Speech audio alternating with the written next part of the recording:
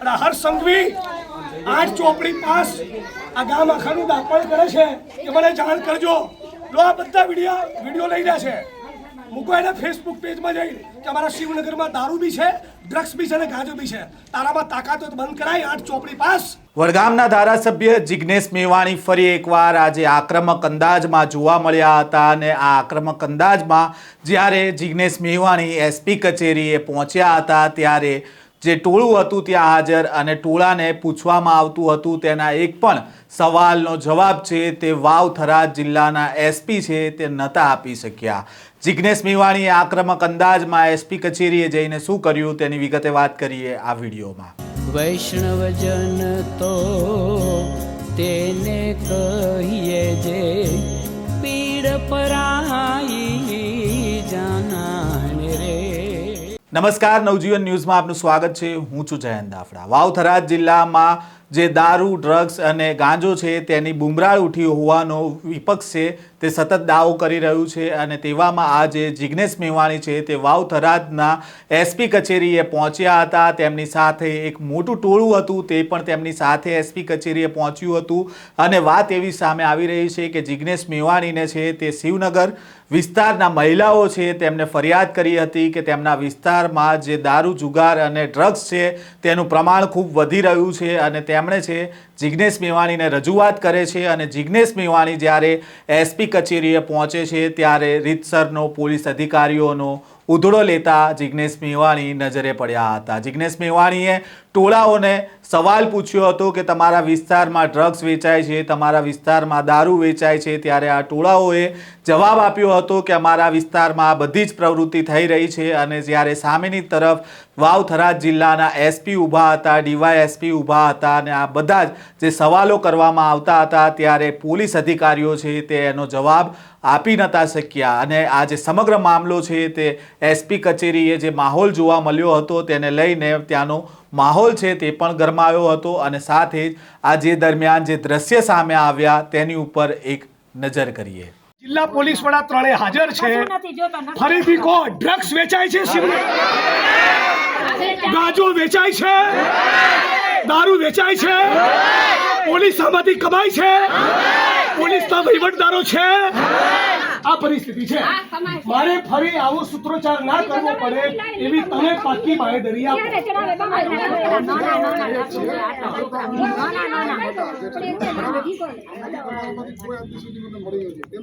મારી પાસે રેકોર્ડ ઉપર માહિતી આ બહેનો તમે મારી પાસે પહેલી વાર આવ્યા છો, બરાબર?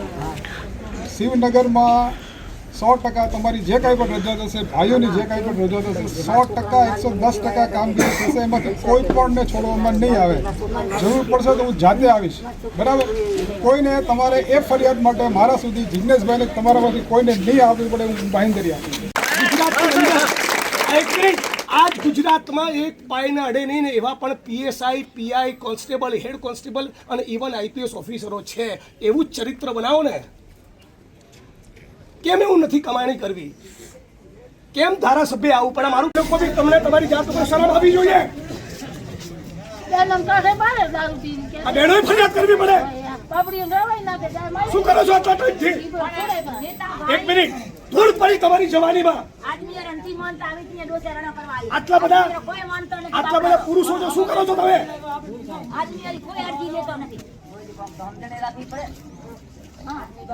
બહેનોએ મને કેવું પડે, શરમ આવી જોઈએ. તમે કોણ લાવ્યું તું, કોણે બોલાયા, કોણે કીધું? આવો સવાલ એસપી કચેરીમાંથી થવો જોઈએ નહીં. બધા પોલીસ વાળા ધ્યાન રાખી લેજો. પટ્ટા તમારા છે, તમારા ઉતરશે, મારા નહીં. અને આ વડગામનો ધારાસભ્ય કહી રહ્યો છે, યાદ રાખી લેજો. હું પાછળ પડીશ એટલે છોતરા કાઢી જ નાખીશ.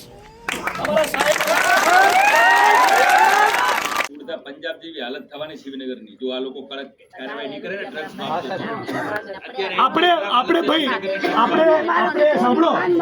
આપણે જિલ્લા પોલીસ વડા જોડેથી એક મિનિટ આપણે જિલ્લા પોલીસ વડા જોડેથી શું ખાતરી જોઈએ? તમે મને કહો, હું નહીં બોલું, તમે કહો.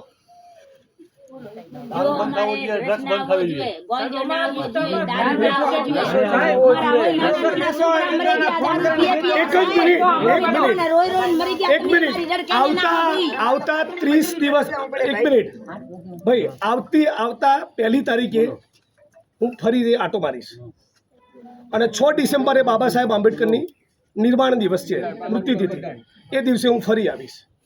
ત્યાં સુધી કોઈ પણ ખૂણામાં કંઈ પણ મળે તો આપણે જ્યાં સુધી જવાબદાર અધિકારીને સસ્પેન્ડ ના કરે ત્યાં સુધી અહીંથી ઊભા થવાનું નથી. આ તો ડિમાન્ડ અમારી વાજબી ગણશે. આટલું તમે અમને કરી તમે અમને બાહેધરી આપો. 100% વાત છે. છેલ્લા 1 માસમાં મેં આપને કીધું મારી પાસે રેકોર્ડ ઉપર માહિતી. આ બહેનો તમે મારી પાસે પહેલી વાર આવ્યા છો, બરાબર? શિવનગરમાં 100% તમારી જે કાંઈ પણ રજૂઆત હશે, ભાઈઓની જે કાંઈ પણ રજૂઆત હશે, 100% 110% કામગીરી થશે. એમાંથી કોઈ પણને છોડવામાં નહીં આવે. જરૂર પડશે તો હું જાતે આવીશ, બરાબર?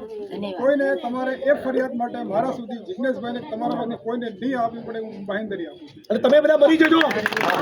તમે બધા પુરુષો ઢાંકણીમાં પાણી લઈને ફરી કહું છું ત્રીજી વાર મરી જજો તો ફરી બહેનો ફરિયાદ કરવી પડે તો.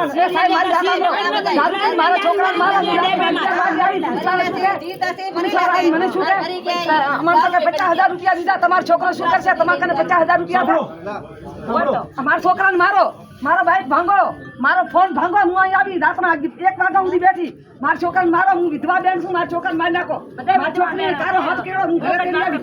કેમ નહીં પૂછાર છું કે અહીંયા તો 50,000 રૂપિયા 50,000 50,000 નથી પડતા. એક બેન, તમારામાંથી જેની બી ફરિયાદ હોય 2-4 દિવસ પછી 5 જણા આવીને જિલ્લા પોલીસ વડા શ્રીને મળી લેજો. મારી વાત સમજો. હું શિવનગરમાં જાતે આવીશ, તમને મળીશ, બરાબર? હું જાતે આવીશ. હું લોકો રેગ્યુલર કામ કરીએ છીએ.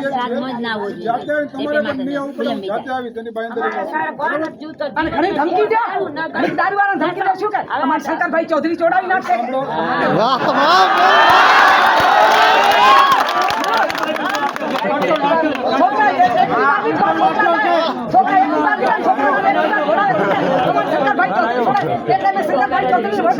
છોકરા મારવા ચડાવે.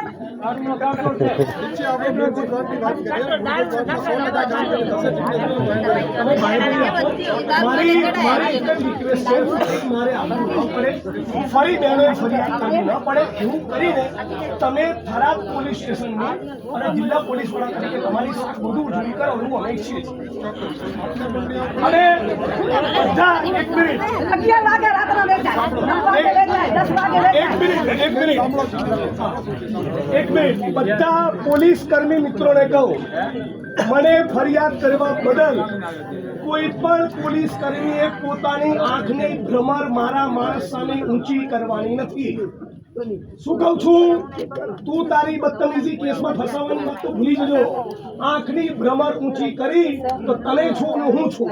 મારા જગતનું કોઈ કામ નથી લડવા સિવાય. ચૂંટણીનું રાજકારણ બી 1, 2 ને 3 ને બધું 1, 2 ને 3. હું લડીશ એટલે તમને યાદ કરાવીશ કે લડત કોને કહેવાય. અને તમે પણ આ 1 મહિનાની અંદર સજડબમ ચોખ્ખું ચણાક ના થાય તો આનાથી 5 ગણી સંખ્યામાં 5,000 માણસો લઈને આવવાનું છે. એની તૈયારીમાં તમે રહેજો. અને એ વખતે તમે તૈયારીમાં નહીં હો તો ફરી મને યાદ કરતા નહીં. હું નવરો નથી, બરાબર? આટલું કીધું. તો આપણે વિનંતી કરીએ, અમે રજા લઈએ છીએ કે અપેક્ષા સાથે કે ફરી અમારે આવવું નહીં પડે. તારું વિજય સાહેબ બંગલા બનાવ્યા, બંગલા. અને 1 મિનિટ સાંભળો.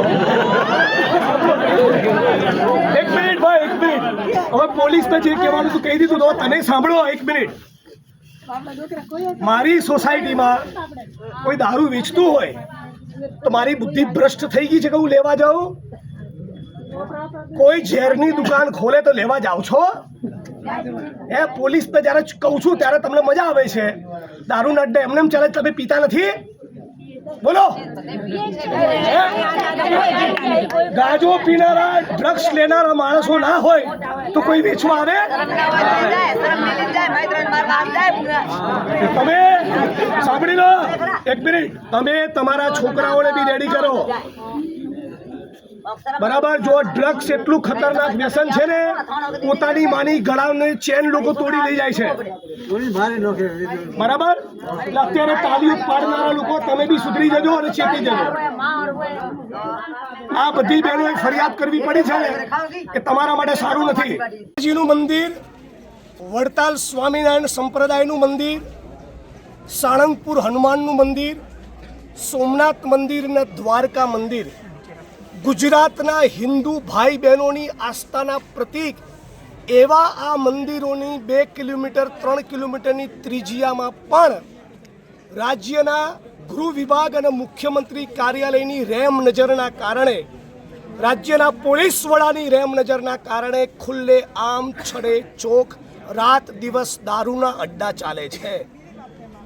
ગુજરાતની અનેક હજારો બહેનો, હિન્દુ બહેનો એ વિધવા બની ચૂકી છે, વિધવા થઈ રહી છે. આજે કોંગ્રેસ પાર્ટીએ ભીમાથી જન આક્રોશ યાત્રાનું રેલીનું પ્રસ્થાન કર્યું. એ દરમિયાન થરાદના શિવનગર વિસ્તારની બહેનોએ મને જાણકારી આપી કે અમે શિવનગરના લોકો ત્રસ્ત બની ચૂક્યા છીએ. પોલીસની મિલીભગતના કારણે બુટલેગરો બેફામ બન્યા છે. દારૂ તો ઘરે ઘરે ડિલિવરી દ્વારા પહોંચાડવામાં આવે છે. ફક્ત અડ્ડા નહીં, થરાદના શિવનગર વિસ્તારમાં દારૂની હોમ ડિલિવરી કરતી હોવાની મીડિયા અને એસપીની ઉપસ્થિતિમાં થરાદની બહેનોએ ફરિયાદ કરી. ઉપરાંત બહેનોએ એમ પણ કહ્યું કે અહીંયા બેફામ ડ્રગ્સ અને ગાંજો અને ચરસ પણ વેચાય છે. રાજ્યના ગૃહમંત્રી ડંફાસ મારવામાં બહુ તજજ્ઞ છે. તો એમને કહેવા માગું છું, તમે હમણાં એક મીડિયા કર્મીને કહેતા હતા, ક્યાંક બોલ્યા હતા તમે કે ગુજરાતમાં ક્યાંય પણ દારૂની બધી હોય તો મને મારી ધ્યાન ઉપર લાવજો. તો અહીંયા આવો ઊંધા પડો એટલે ખબર પડે કે શિવનગરની બહેનોને તમે કેટલી રંજાડી છે. હવે જિલ્લા પોલીસ વડાએ આજે બાંહેધરી આપી છે કે આવનારા ટૂંક સમયમાં ફરી તમારે જિગ્નેશભાઈએ ફરિયાદ માટે આવવું નહીં પડે, ફરી બહેનોએ ફરિયાદ કરવી નહીં પડે. ફરી જો મારે અહીં આવવું પડશે તો આનાથી વધારે ઉગ્ર સ્વરૂપ ધારણ કરીશ. કોકને સસ્પેન્ડ કરાયા વગર ઊભો નહીં થવું. અને થરાદની જનતાનું મને જનસમર્થન છે. શિવનગરનો એક એક માણસ મારી જોડે લડવા તૈયાર છે. અહીંયા દારૂ પણ બંધ થવો જોઈએ, ડ્રગ્સ પણ બંધ થવું જોઈએ, ગાંજો ચરસ પણ બંધ થવા જોઈએ. બધા રેડી છો ભાઈ? આમ ફરી એકવાર જિગ્નેશ મેવાણી છે તે આક્રમક અંદાજમાં જોવા મળ્યા હતા. પોલીસ અધિકારીઓનો ઉધડો લઈ નાખ્યો હતો રીતસરનો. એસપી કચેરીની બહાર જ જ્યાં લોકો છે તેમની ફરિયાદ લઈને જિગ્નેશ મેવાણી પાસે પહોંચ્યા હતા અને ત્યારબાદ એસપી કચેરીએ જ્યાં લોકો નીચે બેઠા હતા અને જિગ્નેશ મેવાણી છે એક બાદ એક સવાલનો મારો છે તે પોલીસ અધિકારીઓને કરી રહ્યા હતા, પરંતુ પોલીસ અધિકારીઓ પાસે પણ આનો જવાબ ન હોય તે પ્રકારના દ્રશ્ય છે તે સામે આવ્યા હતા. આ પ્રકારના સમાચાર અને અહેવાલ સાથે ફરી મળીશું. નવજીવન ન્યૂઝ સાથે જોડાયેલા રહેજો.